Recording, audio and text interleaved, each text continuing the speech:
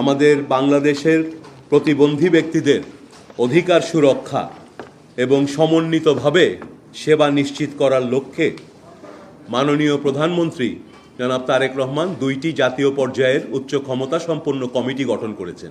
আমরা স্বাস্থ্য মন্ত্রণালয়ের পক্ষ থেকে 2টো উদ্যোগ নিয়েছি ইতিমধ্যেই। একটি হচ্ছে আপনারা জানেন করাইল বস্তিতে প্রতিবন্ধী শিশুদের জন্য স্বাস্থ্যসেবা নিশ্চিত করার লক্ষ্যে একটি কর্মসূচি আমরা ইতিমধ্যে উদ্বোধন করেছি।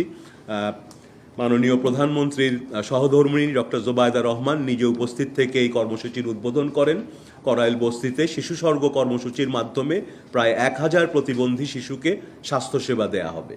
পাশাপাশি আমরা ইতিমধ্যে পরিকল্পনা গ্রহণ করেছি এই অর্থ বছরে অতি দ্রুত আমরা বাংলাদেশের অন্তত 20 থেকে 25টি উপজেলায় এই শিশু স্বর্গ কর্মসূচি মাধ্যমে তৃণমূল পর্যায়ে যে প্রতিবন্ধী শিশুরা আছেন তাদের স্বাস্থ্যসেবা, তাদের কমিউনিটি বেসড আর্লি ডিটেকশন এবং রেফারেলের ব্যবস্থা করা এবং চিকিৎসার ব্যবস্থা করা হবে।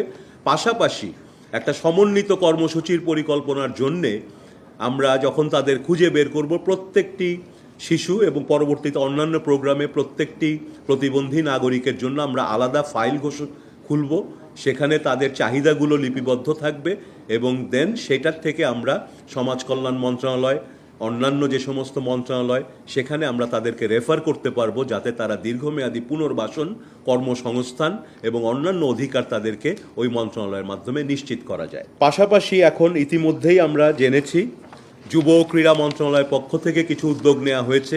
আপনারা জানেন নতুন করে স্পোর্টস তৈরি হয়েছে এবং তারা ইতিমধ্যেই চিন্তা করছেন সেখানে প্রতিবন্ধী বিশেষ চাহিদা সম্পন্ন শিশুরা যারা খেলাধুলায় আগ্রহী এবং খেলাধুলা করেন তাদের জন্য একটা সেগমেন্ট থাকবে এবং তারা সেখানে অংশগ্রহণ করবেন।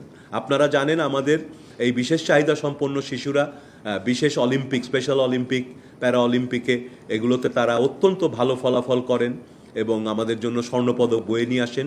ইতিমধ্যেই যুব ক্রীড়া মন্ত্রণালয়ে কয়েকজন প্রতিবন্ধী কিন্তু সফল ক্রীড়াবিদ যারা তাদেরকে সংবর্ধনা দিয়েছেন, 1 লক্ষ করে ভাতার ব্যবস্থা করেছেন এবং আগামীতেও আমরা তাদেরকে উৎসাহিত করার জন্য এই ধরনের কর্মসূচিগুলো অব্যাহত থাকবে।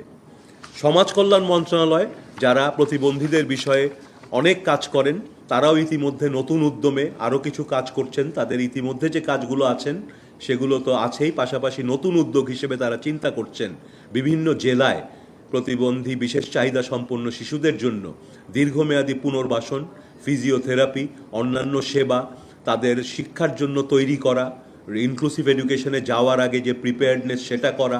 যদি আমরা ইনক্লুসিভ স্কুল চালু করতে পারি, সেখানকার যে শিক্ষকদের প্রশিক্ষণের ব্যবস্থা, এই সমস্ত বিষয়ে সমাজ কল্যাণ মন্ত্রণালয় সমন্বিত আকারে বড় পরিকল্পনাও গ্রহণ করছেন।